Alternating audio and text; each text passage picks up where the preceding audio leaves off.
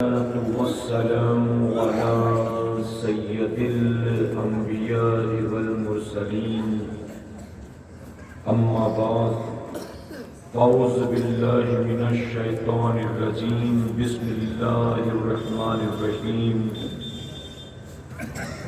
وبالوالدين إحسانا صدق الله مولانا العلي العظيم.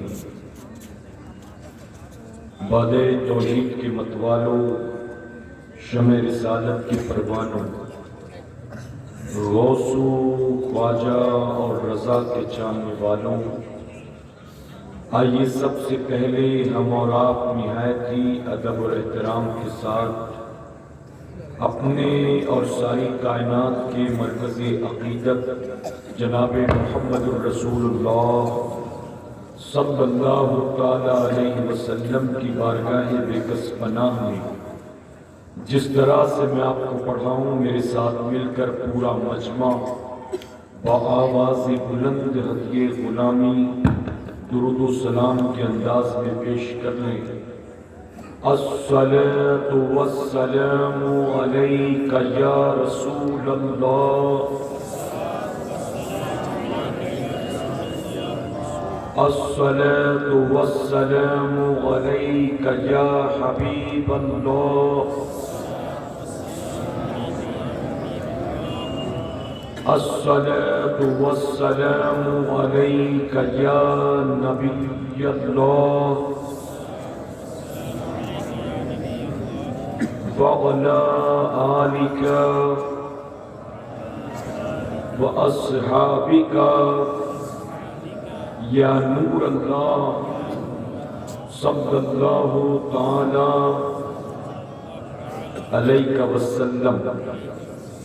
رب کعبہ کی بارگاہ میں دعا ہے مولا اپنے حبیب صاحب الاولاد صلی اللہ تعالی علیہ وسلم کے صدقۃ فیض ہم تمام حاضرین اور سامعین کو تو ماہ رجب کی برکتوں سے بھرپور مالا مال فرما.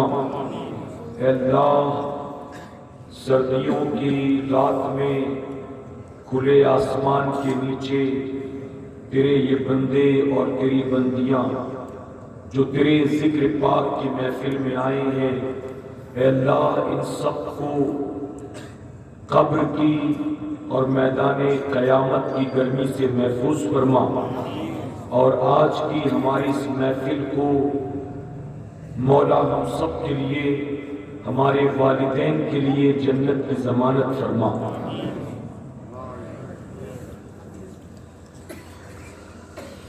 کسی کو گھر ملا حصے میں یا کوئی دکان آئی، کسی کو گھر ملا حصے میں یا کوئی دکان آئی، میں گھر میں سب سے چھوٹا تھا میرے حصے میں ماں آئی، اور ایک مدت سے کبھی ماں نہیں سوئی تابش، ایک مدت سے میری ماں نہیں سوئی تابش، میں نے ایک بار کہا تھا مجھے ڈر لگتا ہے. میرے پیارے آقا علیہ الصلوۃ والتسلیم کے پیارے دیوانوں، خاتون جنت حضرت فاطمہ الزہرا رضی اللہ عنہا کی کنیزوں، مجھے حکم دیا گیا ہے کہ آپ کے سامنے میں ماں باپ کے حقوق کے تعلق سے کچھ باتیں عرض کروں. میرے پیارے آقا علیہ الصلوۃ والتسلیم کے پیارے دیوانوں، آپ جانتے ہیں کہ بحیثیت مسلمان اللہ نے ہم پر اور آپ پر دو طرح کے حق رکھے ہیں. ایک کہلاتا ہے حقوق اللہ اور دوسرا کہلاتا ہے حقوق العباد. توجہ ہے نا آپ کی؟ مولانا صاحب قبلہ یہاں کی مادری زبان میں نظامت کر رہے تھے. میں امید کرتا ہوں کہ اس کے ساتھ ساتھ آپ کو اردو بھی سمجھ میں آتی ہوگی. تو اگر میری باتیں آپ کی سمجھ میں آئیں تو درمیان میں سبحان اللہ ماشاءاللہ کہتے رہیں تو مجھے بھی پتا چلے گا کہ آپ کو میری باتیں سمجھ میں آ رہی ہیں. میرے پیارے آقا علیہ السلام تسلیم کے پیروان ہوں، میں عرض کر رہا تھا کہ اللہ نے بحیثیت مسلمان ہم پر اور آپ پر دو طرح کے حقوق رکھے، ایک ہے حقوق اللہ اور دوسرا ہے حقوق العباد۔ حقوق اللہ کا مطلب کہ وہ حق اللہ کا جو ہم پر اور آپ پر ہے، اور حقوق العباد کا مطلب کہ وہ حق جو اللہ نے بندوں پر اپنے بندوں اور بندیوں کا رکھا ہے۔ اب میں آپ کو بتاؤں حقوق اللہ اور حقوق العباد کیا ہے۔ نماز حقوق اللہ ہے، روزہ حقوق اللہ ہے، زکوٰۃ حقوق اللہ ہے، قربانی حقوق اللہ ہے، حج حقوق اللہ ہے، جہاد فرض ہو جائے تو اس کو ادا کرنا حقوق اللہ ہے۔ یعنی وہ ساری چیزیں جن کا شمار فرائض و واجبات میں ہے وہ سب بندوں پر اللہ کے حق ہیں۔ اور حقوق العباد کا مطلب ہم پر جو ہمارے ماں باپ کا حق ہے، ہم پر جو ہماری اولاد کا حق ہے، ہم پر جو ہمارے بھائیوں بہنوں کا حق ہے، ہم پر جو ہمارے رشتہ داروں کا حق ہے، ہم پر جو ہمارے پڑوسیوں کا حق ہے، ہم پر جو انسانوں کا حق ہے، ہم پر جو مسلمانوں کا حق ہے، ہم پر جو مسجد کے امام کا حق ہے، ہم پر جو ہماری جماعت کے علماء کا حق ہے، یعنی تمام انسانوں کے حقوق جو اللہ نے ایک دوسرے پر رکھے، اسے حقوق العباد کہتے ہیں۔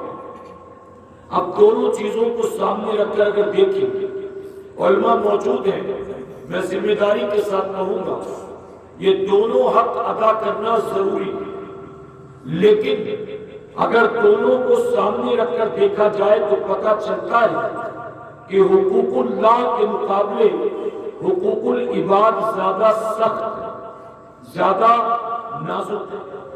جانتے ہیں کیسے؟ اللہ تبارک تعالیٰ فرماتا ہے کہ میرے بندوں میں سے اگر کسی بندے نے میرا کوئی حق مارا تو میں رحمان ہوں، رحیم ہوں، کریم ہوں، ستار ہوں، غفار ہوں۔ قیامت میں ممکن ہے میں اپنے اس بندے کو معاف کر دوں، لیکن اگر میرے بندے نے کسی بندے کا حق مارا ہے یا کسی بندی کا حق مارا ہے تو میں بھی اسے اس وقت تک معاف نہیں کروں گا کہ جس کا حق مارا ہے، جب تک کہ وہ خود اسے معاف نہ کر دے۔ تو اب دونوں چیزوں کو سامنے رکھیں تو کیا پتہ چلے گا کہ حقوق اللہ کے مقابلے حقوق العباد زیادہ سخت، نازک۔ لیکن ہمارا اور آپ کا حال کیا ہے جانتے ہیں؟ ہمارا اور آپ کا حال یہ ہے کہ نہ حقوق العباد ادا کر رہی ہے نہ حقوق اللہ ادا کر رہی ہے۔ کتنے لوگ ہیں جو نماز پڑھتے ہیں، اگر پڑھ رہے ہیں تو حقوق اللہ ادا کر رہے ہیں، اور اگر نہیں پڑھ رہے تو حقوق اللہ پامال کر رہے ہیں۔ اور اکثریت ہماری ایسی ہے جو نماز نہیں پڑھتی۔ غلط نہیں کہہ رہا ہوں، میرے پیارے آقا کے پیروان ہوں، اکثریت نماز نہیں پڑھتی۔ اب بات آئی نماز کی تو یہ بھی سنتے چلے، علماء موجود ہیں، سن لیں۔ فرمایا کسی بزرگ نے اگر ایک آبادی میں مسجد ہو اور اس کے ارد گرد 500 مسلمانوں کے گھر ہوں، ایک آبادی میں مسجد ہو اور آس پاس 500 مسلمانوں کے گھر ہوں، اور نماز فجر میں اس مسجد میں 50 آدمی بھی نہ آتے ہوں تو اس آبادی کو تباہی بربادی سے کوئی بچا نہیں سکتا۔ آج پورا ملک تباہی کے راستے پر چل رہا ہے، آج پورا کا پورا ملک بربادی کے راستے پر چل رہا ہے۔ نحوست ہمارے گھروں تک نہیں، ہماری گلیوں تک نہیں، ہمارے محلوں تک نہیں، ہمارے گاؤں تک نہیں، چوک چوراہوں تک نہیں، ہمارے اسٹیٹ تک نہیں، پورے دنیا میں، پورے ملک میں پھیلی ہوئی ہے۔ اے سرکار مدینہ کے پیروانوں، کما کما کر تھک گئے لیکن روزی میں برکت نہیں ہوتی، اولاد کو کھلا پلا کے تھک گئے لیکن اولاد ماں باپ کی بات سننے کو تیار نہیں ہے۔ ماں باپ اپنا سب کچھ اولاد کی خاطر قربان کر دیتے ہیں لیکن اولاد ماں باپ کی خدمت کرنے کو تیار تیار نہیں ہے، بھائی کی بھائی سے بنتی نہیں ہے، میاں بیوی کی بنتی نہیں ہے، دیورانی جٹھانی کی بنتی نہیں ہے، ساس بہو کی بنتی نہیں ہے، نند بھابھی کی بنتی نہیں ہے، پڑوسی کی بنتی نہیں ہے، چھوٹے بھائی کی بڑے بھائی سے بنتی نہیں ہے، پٹی دار کی پٹی دار سے بنتی نہیں ہے، خاندان میں آپس میں بنتی نہیں ہے۔ آخر وجہ کیا ہے؟ اس نحوست کی وجہ یہی ہے کہ جس آبادی میں 500 مسلمانوں کے گھر ہوں اور نماز فجر میں 50 آدمی بھی جمع نہ ہو تو اس آبادی کو تباہی بربادی سے کوئی بچا نہیں سکتا۔ آپ کے محلے کی مسجد میں آپ خود دیکھیں، جب کسی علاقے میں ہم جاتے ہیں تو ہم پہلے یہی پوچھتے ہیں یہاں کتنی مسجدیں؟ تو جواب ملتا ہے حضرت الحمدللہ بہت مسجد۔ کتنا گنائیں 11 ہے، کتنا گنائیں 18 ہے۔ ہم کہتے ہیں اچھا 18 مسجدیں مطلب آبادی بڑی ہوگی، 18 مسجدیں مطلب مسلمان زیادہ ہوں گے۔ پھر ہم پوچھتے ہیں کہ ان 18 میں ساری کی ساری اپنی ہیں؟ کہتے ہیں الحمدللہ ساری سنی مسجد ہے، سب اپنی مسجد ہے، سب اپنے مسلک کی مسجد ہے۔ سن کر دل باغ باغ ہو جاتا ہے، خوش تو ہوتے ہیں، لیکن پھر جب سوال پوچھتے ہیں 18 مسجدوں میں ہر نماز میں کم سے کم 1800 آدمی بھی جمع ہوتے کہ نہیں جمع ہوتے، تو پتہ چلتا ہے نہیں حضرت 1800 تو دور کی بات ہے، ایک مسجد میں 50 آدمی بھی نہیں آتے، ایک آدمی میں ایک مسجد میں 25 آدمی بھی نہیں آتے۔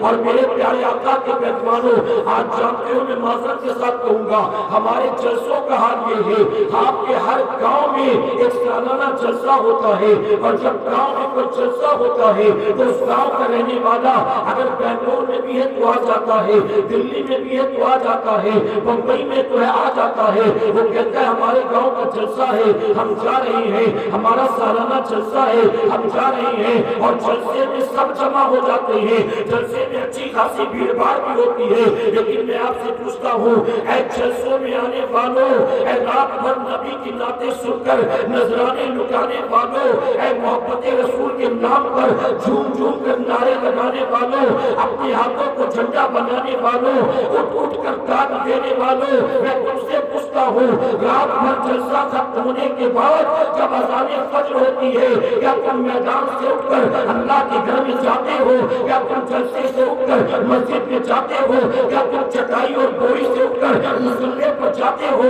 وہ پتہ چلے گا، میں معذرت کے ساتھ کہوں گا کوئی تکلیف کوئی برا نہ مانے اور نہ کوئی اس کو پرسنلی لے۔ آج عوام سے کیا توقع کی جائے؟ میں نے یوپی بہار جھارکھنڈ اڑیسہ کے اکثر جلسوں کا جائزہ لیا ہے، جب فجر کی اذان شروع ہوتی ہے منبر پر صلاۃ و سلام شروع ہوتا ہے اور اس کے بعد مسجد میں جاؤ تو پتہ چلے گا ایک امام ہے، 3 بوڑھے ہیں، ارے میدان والے تو درکنار جو اسٹیج پر بیٹھے ہوتے ہیں وہ بھی فجر کی نماز میں نظر نہیں آتے، وہ بھی مسجد میں نظر نہیں آتے، اپنی اپنی گاڑیاں لے کر چل پڑے، موٹر سائیکل لے کر چل پڑے۔ اے سرکار مدینہ کے پیغمبروں، ایک بات گاٹھ باندھ لینا پوری زندگی کے لیے یاد رکھنا، نبی کی نعتیں نبی کی آنکھوں کی ٹھنڈک نہیں ہے، رات بھر کے نعرے نبی کی آنکھوں کی ٹھنڈک نہیں ہے، جلسوں میں آنا جانا نبی کی آنکھوں کی ٹھنڈک نہیں ہے، نافلہ پر نذرانے لٹانا نبی کی آنکھوں کی ٹھنڈک نہیں ہے۔ ارے ان ساری چیزوں پر اللہ تمہیں ثواب دے گا، لیکن میرے آقا نے ان میں سے کسی کو آنکھوں کی ٹھنڈک قرار نہیں دیا، بلکہ جو عشاء پڑھ کے آئے نہیں ہو اور جو فجر کو پڑھتے نہیں ہو اسی نماز کو میرے نبی نے آنکھوں کی ٹھنڈک فرمایا۔ تو میری قوم کا حال یہ ہے، نہ حقوق اللہ ادا کریں نہ حقوق العباد، اللہ بھی ناراض رسول اللہ بھی ناراض، اور گھر کا حال دیکھو تو جوان بیٹے بیٹیوں سے ماں باپ بھی ناراض۔ حضور اکرم صلی اللہ علیہ وسلم نے فرمایا اللہ فرماتا ہے اگر کوئی جاننا چاہتا ہے کہ اس کا رب اس سے راضی ہے کہ ناراض، آقا فرماتے ہیں اسے کہو وہ اپنے باپ کو دیکھ لے، اگر باپ راضی ہے تو اس باپ کی ضمانت کے اللہ بھی راضی ہے، اور اگر باپ ناراض ہے تو آقا فرماتے ہیں گویا اللہ بھی ناراض ہے۔ آج میں جوانوں تم سے پوچھتا ہوں کیا بتاؤ تم سے تمہارے ماں باپ راضی ہیں؟ بیوی کو خوش کرنے کے لیے نہ جانے کتنے جتن، اولاد کی خواہشات کو پورا کرنے کے لیے نہ جانے کتنے جتن، لیکن 65 سال کا بوڑھا باپ بیمار ہے، اس کی کوئی پرواہ نہیں۔ 56-57 سال کی بوڑھی ماں بستر پر پڑی کھانستی ہے، اس کی کوئی پرواہ نہیں۔ میرے پیارے آقا علیہ الصلوۃ والتسلیم کے پہلوانوں، میں منبر رسول پر موجود ہوں، ایک جملہ سنے اور دل کے نہا کھانے میں جگہ دیں۔ اگر کسی کے نکاح میں ایک نہیں دو نہیں بلکہ 4 بیویاں ہو، شریعت نے اجازت دی ہے، اگر تم اس لائق ہو تم 4 شادی کر سکتے ہو، لیکن چاروں کے حق ادا کرنے ہوں گے۔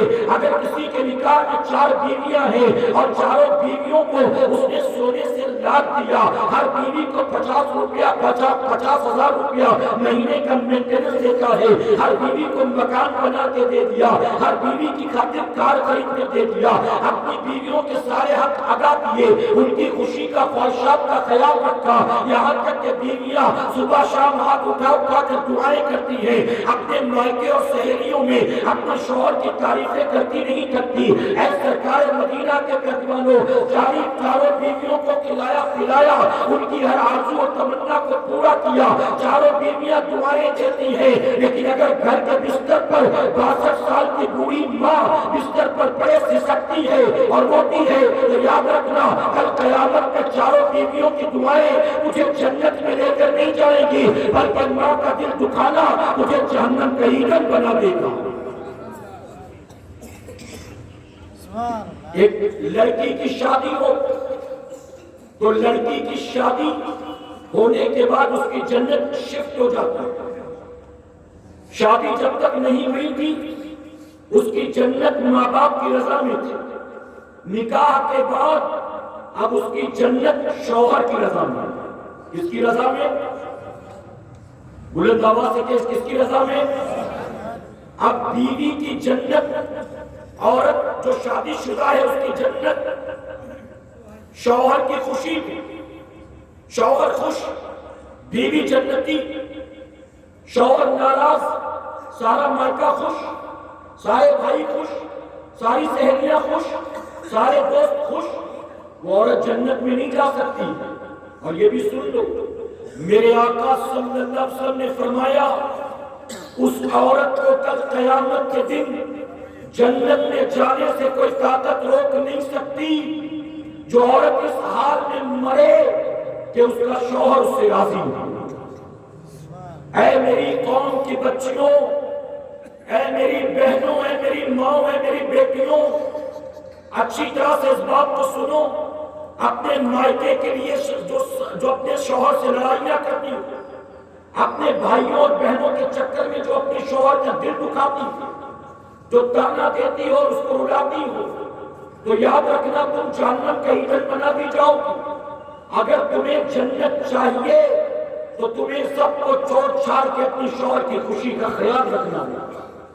اور جو عورت دیندار ہوتی ہے نا، جس عورت کو دین پتا ہو، شریعت اور سنت پتا ہو، وہ عورت جیسا کہ سید صاحب قبلہ فرما رہے تھے، ساس کی خدمت لازم نہیں، سسر کی خدمت لازم نہیں، بیوی شوہر کے حقوق ادا کرے، باقی تمام گھر والوں کے لیے کوئی کام کی ذمہ داری اس پر نہیں۔ لیکن سنو، اگر لڑکی دیندار ہو، شریعت و سنت کو جانتی ہو، تو کبھی نہ ساس کی خدمت سے پیچھے ہٹے گی، نہ سسر کی خدمت سے منہ پھیرے گی۔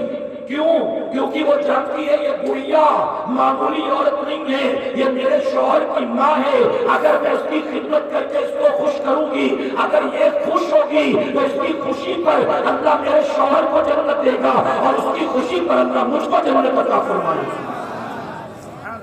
اگر اتنا سمجھ میں آ جائے تو گھروں سے ساس بہو کے جھگڑوں کا خاتمہ ہو جائے، اتنا سمجھ میں آ جائے۔ میرے پیارے آقا علیہ الصلوۃ والتسلیم کے پہلوانوں، تو نہ حقوق اللہ ادا کر رہی ہیں، نہ حقوق العباد ادا کر رہی ہیں۔ آج جوانی کے جوش میں میری قوم کا جوان میری قوم کی بچیاں کبھی ماں کو آنکھ دکھاتے، کبھی باپ کو جھڑکتے، کبھی دوستوں کے سامنے بوڑھے باپ کا مذاق اڑاتے۔ ہم نے تو اپنے کام سے لڑکوں کو یہاں تک کہتا ہوا سنا ہے، ارے میرے باپ کی بات مت کیا کر، میرا باپ تو پاگل ہو گیا ہے، میرے باپ کی بات مت کیا کر، میرا باپ تو سٹیا گیا ہے، میرے باپ کی بات مت کر، میرے باپ کا دماغ خراب ہو گیا ہے۔ آج ذرا سوچے جوان بیٹا، ارے کوئی اور تیرے باپ کے بارے میں یہ کہتا تو تیرے تیور بدل جانے چاہیے تھے۔ میرے ابا کی گستاخی کرتا ہے، میرا دوست ہو کر میرے باپ کو پاگل و دیوانہ کہتا ہے۔ اپنے باپ کے بارے میں کسی اور سے سن کر ناراض ہونا تو دور کی بات، خود اپنے باپ کو برا بھلا کہتا ہے، اپنے باپ کو پاگل اور دیوانہ اور مجنون کہتا ہے۔ میرے آقا کی بارگاہ میں ایک صحابی حاضر ہوئے، عرض کرتے ہیں یا رسول اللہ صلی اللہ علیہ وسلم، اے آقا، اللہ اس کے رسول کے بعد ہم پر سب سے زیادہ حق کس کا ہے؟ آقا فرماتے ہیں تمہاری ماں کا۔ دوبارہ عرض کیا آقا اس کے بعد کس کا حق ہے؟ آقا فرماتے ہیں تمہاری والدہ کا۔ تیسری بار پوچھا آقا اس کے بعد کس کا حق ہے؟ آقا تیسری مرتبہ بھی فرماتے ہیں تمہاری ماں کا، تمہاری والدہ کا۔ اب 3 مرتبہ سننے کے بعد چوتھی بار عرض کیا آقا اس کے بعد کس کا حق ہے؟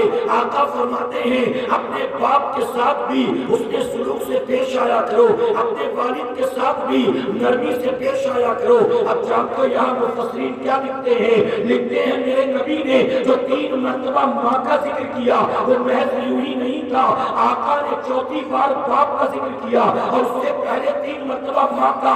گویا آقا قیامت تک آنے والی امت کو یہ بتانا چاہتے ہیں اللہ نے تجھ پر جو تیرے باپ کا حق رکھا ہے اس سے 3 گنا زیادہ تجھ پر تیری ماں کا حق رکھا گیا ہے، تجھ پر تیری ماں کا باپ کے مقابلے 3 گنا زیادہ حق ہے۔ اور میرے امام نے بریلی کے تاجدار نے اسے اور آسان کیا سمجھانے کے لیے، آپ فرماتے ہیں ماں باپ کے حق کو اس طرح سے سمجھو، اگر تمہارے پاس 1 روپیہ ہے اور ماں باپ نے تقسیم کرنا ہے، اپنے والد کو تم 4 آنا دینا اور اپنی والدہ کو تم 75 پیسے دینا، اپنی والدہ کو 12 آنے دینا۔ فرماتے ہیں کہ یہ ماں باپ کا اور حق ہے اولاد کے اوپر۔ اسی طرح فرماتے ہیں اگر ماں باپ کہیں سفر سے تھکے ماندے آئیں اور ماں باپ آ کر پانی مانگے تو پہلے ماں کو پانی پیش کرنا۔ اگر ماں باپ کہیں کہ پیر درد ہوتا ہے بیٹے ذرا میرا پیر دبا دے تو فرماتے ہیں پہلے ماں کا پیر دبایا جائے گا۔ اعلیٰ حضرت نے یوں بتایا اولاد پر ماں باپ کا یہ حق ہے۔ اب یہاں 75 روپے سے دینا تو دور کی بات، ماں کو پانی پلانا دور کی بات، ماں کے پیر دبانا دور کی بات۔ جوان بیٹا ہوتا ہے تو ماں کو آنکھ دکھاتا ہے، ماں کو ڈانٹتا ہے، ماں کو جھڑکتا ہے۔ اے سرکار مدینہ کے پیروانوں، جانتے ہو میرے نبی نے باپ کے مقابلے 3 گنا زیادہ حق ماں کا کیوں رکھا؟ اس کی وجہ کہ اولاد کی پرورش میں باپ کا جو رول ہوتا ہے، باپ کی جو محنتیں ہوتی ہیں اس سے کئی گنا زیادہ ماں کی قربانیاں ہوتی ہیں، ماں کی محنت ہوتی ہے۔ 9 مہینے تک کوکھ میں کون رکھتا ہے؟ آپ بتاؤ اپنی جان کو گاؤں پر لگا کر تمہیں جنم کون دیتا ہے؟ اپنا دودھ اپنا خون جو ہے دودھ بنا کر تمہیں کون پلاتا ہے؟ انگلی پکڑ کر تمہیں چلنا کون سکھاتا ہے؟ تمہارے پیشاب پیخانے کو لال ناک دھوپ کو کون صاف کرتا ہے؟ تم اگر کھانسو تم اگر رو تو رات میں اپنی نیندیں تم پر کون لٹاتا ہے؟ اے سرکار مدینہ کے پیروانوں، اس غریب ماں کو بھی ذرا یاد کرو۔ ارے سردیوں کی رات تھی، ایک رات چھوٹا سا بچہ بستر پر پیشاب کر دیتا ہے۔ یہ ڈائپر کا دور نہیں تھا، یہ غریبی کا زمانہ تھا۔ بچے نے رات بستر پر پیشاب کر دیا، ماں کی آنکھ کھل گئی، پیشاب کے گیلے پن کی وجہ سے بچہ رونے لگا۔ اب ماں کی آنکھ کھلی، اس نے بچے کو اٹھایا، اٹھانے کے بعد جانتے ہو کیا کیا؟ اس نے بستر کو ہٹا دیا، ہٹانے کے بعد بچے کے کپڑے تبدیل کیے، گھر میں دوسرا کوئی بستر نہ تھا بچھانے کے لیے، اپنے بیٹے کو اس پر سلا دی۔ تو ماں نے جانتے ہو کیا کیا؟ ننگی زمین پر ماں رات بھر لیٹی رہی، اپنے بیٹے کو سینے پر سلا لیا، اپنے بیٹے کو سینے پر لٹا دیا، کہیں میرے بیٹے کو سردی نہ ہو جائے، کہیں میرے بیٹے کی طبیعت خراب نہ ہو جائے۔ اے مسلمانوں، تم کسی دنیا کے باطل مذہب کے ماننے والے نہیں ہو، اللہ نے تمہیں کتنا پیارا دین عطا کیا ہے، تمہیں اس بات کا احساس نہیں ہے۔ ارے سنو، آج بھی راتوں کو اٹھ کر تم دیکھتے ہوگے اگر تمہارے بیٹے کے جسم سے چادر اٹھ گئی ہے، اگر وہ 5-6 سال کا ہے، 8-10 سال کا ہے اور سردیوں کی رات میں چادر ہٹ گئی، تم نے اس کے بدن پر چادر ڈال دی، تم نے کان کو ڈھانپ دیا، تم نے پیر کو ڈھانپ دیا۔ ہر ماں باپ محبت کی بنیاد اولاد کے ساتھ ایسا کرتے ہیں، لیکن تمہارا یہ کرنا محض یوں ہی نہیں ہے۔ آقا فرماتے ہیں وہ ماں باپ جو سردیوں کی راتوں میں اٹھ کر اپنے بچوں کے جسم پر چادر ڈالتے ہیں، اللہ ان ماں باپ کو جہاد کا ثواب عطا فرماتا ہے۔ کسی مذہب میں تو اور بتاؤ یہ انعام ہے؟ کسی مذہب میں سنو اولاد کے بدن پر چادر ڈالنے ہی پر ثواب نہیں۔ میرے نبی نے فرمایا جو ماں باپ کے چہرے کو محبت سے دیکھتے ہیں اللہ انہیں مقبول حج کا ثواب عطا فرماتا ہے۔ ماں باپ کے چہرے کو محبت سے دیکھ مقبول حج کا ثواب۔ کسی نے عرض کیا یا رسول اللہ صلی اللہ علیہ وسلم بہت سے لوگ ایسے ہیں جن کے ماں باپ ساتھ رہتے ہیں، وہ دن میں 1 بار 2 بار 3 بار 4 بار نہیں 20 بار اپنے ماں باپ کو چہرے کو دیکھتے، تو کیا انہیں اتنی بار حج کا ثواب ملے گا؟ میرے نبی فرماتے تم نے کیا سمجھا میرے رب کے خزانے میں کوئی کمی ہے؟ تم نے کیا سمجھا میرے رب کے خزانے میں کوئی کمی ہے؟ ارے کوئی دن میں 100 مرتبہ اگر ماں باپ کے چہرے کو محبت سے دیکھے اللہ اسے 100 مقبول حج کا ثواب عطا فرمائے۔ اے مسلمان تو بیٹھے بٹھائے یہ نیکی بھی نہ کما سکے تو تجھ سے بڑا کم نصیب کون ہوگا؟ تجھ سے بیوی کا چہرہ تو دیکھا جاتا ہے، اپنی ماں کا چہرہ دیکھا نہیں جاتا۔ یہاں بیوی کے چہرے پر سرخی ہے، پاؤڈر ہے، لپسٹک ہے تو اچھا لگتا، وہاں ماں کی جھریاں اچھی نہیں لگتی، وہاں ماں کی گھسی آنکھیں اچھی نہیں لگتی، وہاں ماں کی پیشانی پر بل مجھے اچھے نہیں لگتے، وہاں ماں کا پسینہ اچھا نہیں لگتا۔ یہاں بیوی حسن و جمال کی پیکر تجھے اچھی لگتی ہے اور وہ بوڑھی کمزور بوڑھی ماں تجھے اچھی نہیں لگتی۔ ارے سن آج جو ماں تجھے اچھی نہیں لگتی کل جب تک شادی نہیں ہوئی تھی اسی کو امی امی کہتے تو تھکتا نہیں تھا، اماں اماں کہتے تو تھکتا نہیں تھا، اور آج جب تو 25 سال کا جوان ہوا اور تیرے نکاح میں 18-20 سال کی کوئی لڑکی آ گئی، اب یہ ماں بہت معلوم دینے لگی۔ کل تک ماں ماں کہتے تھکتا نہیں تھا، اب ماں کے کام ترس جاتے ہیں، کاش ایک بار کو امی کہہ کے بلا دے، ایک بار کو اماں کہہ کے بلا دے۔ اے مسلمانوں یاد رکھنا ماں کا دل دکھا کر کبھی جنت میں نہیں جا سکو گے، اپنے باپ کو رلا کر کبھی جنت میں نہیں جا سکو گے۔ یہاں تک سن لو اگر کوئی پیر سے محبت کرتا ہے اپنے پیر پر لاکھوں روپے لٹاتا ہے، رات بھر پیر کی خدمت میں غلام بن کر کھڑا رہتا ہے، کبھی سر دباتا ہے کبھی پیر دباتا ہے، پیر کو مہنگے مہنگے جوڑے دلاتا ہے، پیر کو کھلاتا پلاتا ہے، لیکن بوڑھی ماں ناراض ہے، بوڑھا باپ ناراض ہے، تو کل قیامت میں یہ پیر کی خدمت میں تجھے جنت میں لے کر نہیں جائے گی۔ اس کی وجہ کہ پیر کی خدمت نہ بھی کرتا، ماں باپ کو راضی کرتا، پیر کی خدمت کے اللہ تجھے جنت عطا فرماتا۔ کسی ولی کی چوکھٹ پر جا کر 24 گھنٹے نوکری کرو، جھاڑو لگاؤ، پانی بھرو، چراغاں کرو، لیکن ماں باپ راضی نہ ہو تو اللہ کے ولی کی بارگاہ کی خدمتیں بھی قیامت میں تیرے منہ پر مار دی جائیں گی۔ یا ہم نے سمجھا بیوی کے پلو میں جنت ہے، بیوی کی رضا میں جنت ہے، لڑکی کی شادی ہوتے جنت شوہر کی رضا پر، لیکن لڑکا کنوارا ہو تو بھی شادی شدہ ہو تو بھی اس کی جنت شروع سے آخر تک ماں کے قدموں کے نیچے ہی ہوا کرتی ہے۔ وہ لوگ بھی سنتے چلے جیسا کہ سید صاحب قبلہ نے کہا، ہم پر یہ الزام ہے کہ اسلام نے عورت کے حقوق کو پامال کیا، اسلام نے عورت کو پیر کی جوتی بنا دیا، اسلام نے عورت کو گھر کی لونڈی بنا دیا، عورت کی حیثیت اسلام میں سوائے نوکرانی کے کچھ بھی نہیں۔ اے مسلمانوں یہ یہود و نصارہ کی سازش ہے۔ اگر اسلام کی بات کی جائے تو سن لو، پیغمبر اسلام نے عورت کے مرتبے کو اتنا بلند کیا، اتنا بلند کیا، اتنا بلند کیا، اتنا بلند کیا کہ جنت کو لا کر نبی نے ماں کے قدموں کے نیچے رکھ دیا۔ باپ کے قدموں کے نیچے جنت نہیں، ماں کے قدموں کے نیچے جنت۔ اور یہ بھی سن لو میرے آقا نے یہ نہیں فرمایا ماں متقیہ ہے تو قدموں کے نیچے جنت، ماں نمازی ہے تو قدموں کے نیچے جنت، ماں شب بیدار ہے تو قدموں کے نیچے جنت، ماں عابدہ زاہدہ ہے تو قدموں کے نیچے جنت، ماں پرہیزگار ہے تو قدموں کے نیچے جنت، ماں شرم و حیا کی بہتر ہے تو قدموں کے نیچے جنت۔ نبی نے یہ شرط نہیں لگایا ہے عبادت اور ریاضت کرے گی کبھی جنت نہیں بلکہ اس ہماری جنت کے لیے صرف اس کا ماں ہونا کافی۔ اگر وہ عابدہ زاہدہ ہو تو یہ پلس پوائنٹ ہے، اگر وہ شب بیدار ہو تو یہ پلس پوائنٹ ہے، اگر وہ نبی ہو تو ہماری جنت تو وہی کہاں ہے؟ بہت سارے ہمارے نوجوان ماں باپ رہتے ہیں گاؤں میں اور وہ بیوی بچوں کے ساتھ رہتے بمبئی میں۔ ہم کبھی کبھی پوچھتے ہیں کہ آپ کے والدین کہاں ہیں، تو کہتے ہیں کہ وہ گاؤں میں۔ اچھا گاؤں میں تو ان کی دیکھ ریکھ کرنے والا کون؟ کہتے ہیں بس وہ لوگ دونوں ہیں آپس میں مینج کر لیتے ہیں، امی کھانا وانا بنا دیتی ہیں اور بس ساتھ رہتے ہیں، وہ دونوں وہاں رہتے ہیں۔ میں پوچھتا ہوں بتائیے ماں باپ نے آپ کو پال پوس کر اسی دن کے لیے جوان کیا تھا؟ جب تک ہمیں ان کی ضرورت تھی وہ ہمارے لیے موجود تھے، اور جب انہیں ہماری ضرورت ہے ہم ان کے لیے موجود نہیں تھے۔ کیا ہوگا جانتے ہو؟ ہم بچے تھے، نابالغ تھے، کمزور تھے، ہم چل پھر نہیں پاتے تھے، ارے ہمیں بھوک لگتی تو بول نہیں پاتے تھے، ہمیں پیاس لگتی تو پانی مانگ نہیں پاتے تھے۔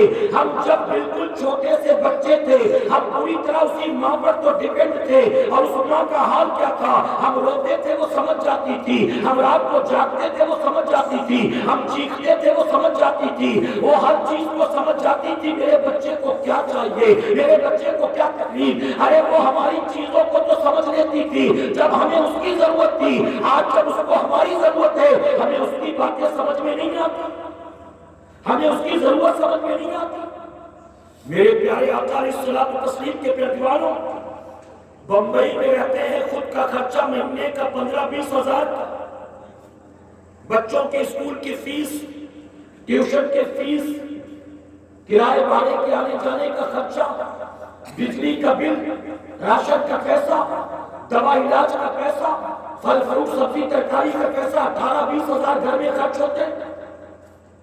اور کہتے ہیں ماں باپ کو کتنا بھیجتے تو کہتے ہیں ہر مہینے 2000 روپے بھیجتے ہیں، ہر مہینے 2000، اور وہ بھی لگتا ہے کہ 2000 ہر مہینے بیچ کر زیادہ دے دے رہے ہیں۔